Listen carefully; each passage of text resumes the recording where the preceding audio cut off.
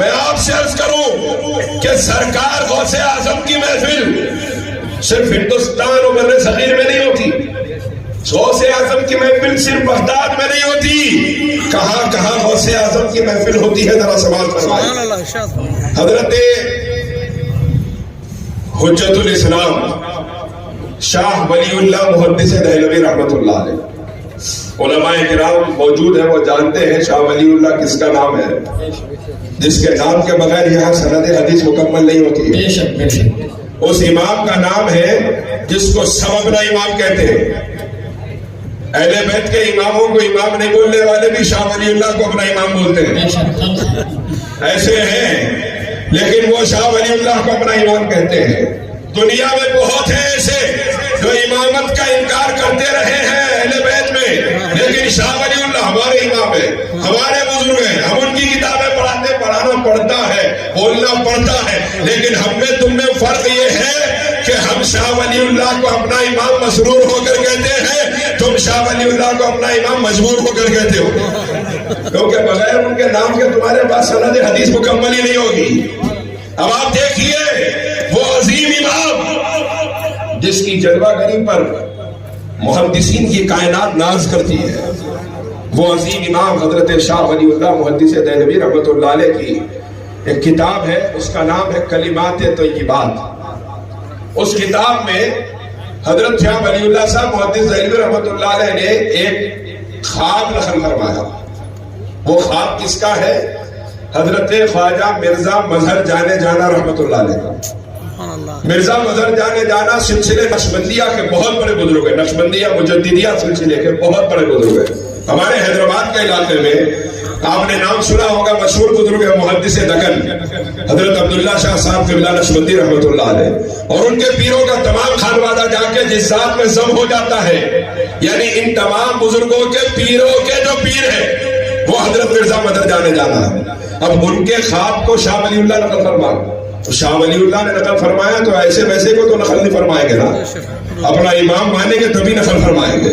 اب شاہ ولی اللہ محدث دہلوی رحمت اللہ علیہ نقل فرما رہے ہیں، حضرت خواجہ مرزا مظہر جانے جانا رحمت اللہ علیہ فرماتے ہیں کہ میں نے ایک مرتبہ ایک خواب دیکھا، اور اس خواب کو آپ نے بیان فرمایا اس طرح کہ میں خواب میں دیکھ رہا ہوں کہ ایک بہت بڑا میدان ہے، اور اس میدان میں بہت ساری دیگیں پکائی جا رہی ہیں، اور ہزاروں کی تعداد میں مجمع جمع ہے۔ حضرت مرزا مظہر جانے جانا فرماتے ہیں کہ میں مجمع دیکھتا رہا، آگے بڑھتا رہا، بڑھتے بڑھتے ایک مقام پہ پہنچا جہاں پر ایک بڑا چبوترا نمودار ہوا۔ میں وہاں کھڑا ہو کر دیکھنے لگا تو اس چبوترے کے اوپر شیخ احمد سریندی فاروقی مجدد الفرسانی رحمت اللہ علیہ بیٹھے، خواجہ باقی باللہ بیٹھے، خود آقائے نقشبند خواجہ بہاؤالدین نقشبند رحمت اللہ علیہ بیٹھے۔ ان تمام کو فرماتے ہیں میں نے دیکھا، اپنے تمام پیروں کو دیکھا، تو میں بھی اس چبوترے کے ایک کونے پر بیٹھ گیا۔ میں سنا رہا ہوں غوث اعظم کی گیارہویں کہاں ہوتی ہے۔ مرزا مظہر جانے جانا فرماتے ہیں میں بھی چبوترے کے ایک کونے پر بیٹھ گیا۔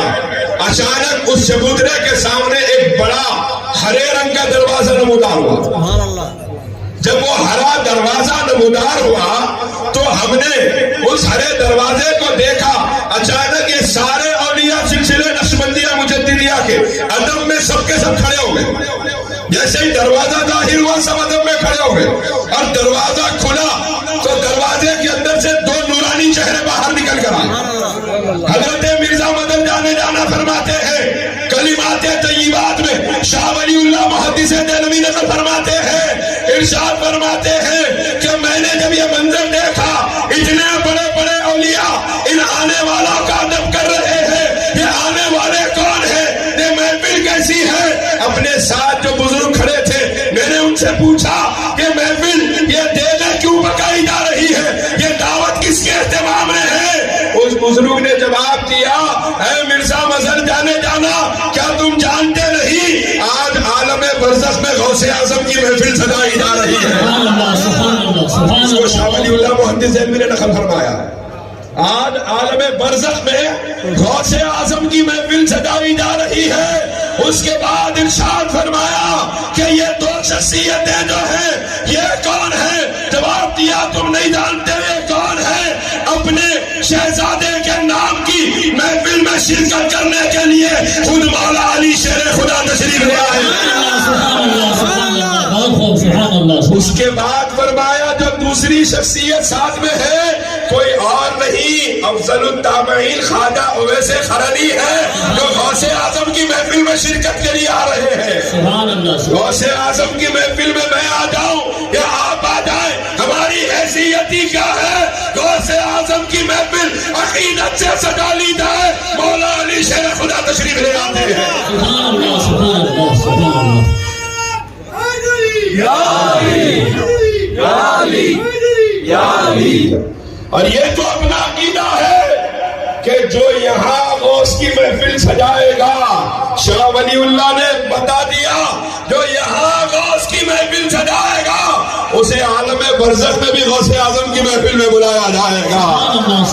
ہاں کہاں ہے حاضری کر لے نظارہ غوث اعظم کا، یہ کیفیت ہوگی ہم عاشقوں کی کہ ہم جہاں ہوں گے غوث اعظم کے جھنڈے تلے عزت ہمارا مقدر ہوگی انشاءاللہ۔